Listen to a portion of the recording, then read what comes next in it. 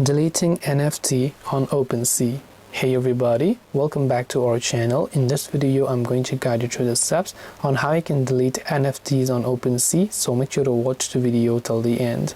If you would like to delete your NFTs on OpenSea, it is actually quite very simple. Open up the OpenSea NFT marketplace application here. Now once you do that, you're going to see this type of interface. Right on the homepage you'll see many NFTs that other people own.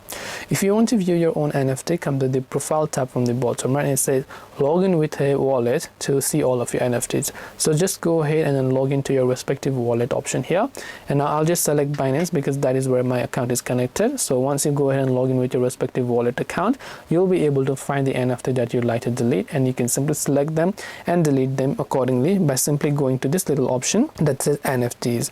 This way you should be able to go ahead and then basically delete NFTs on OpenSea. Hope this video was helpful. If you have got any questions, feel free to leave them down below. Thank you for watching and see you in the next video.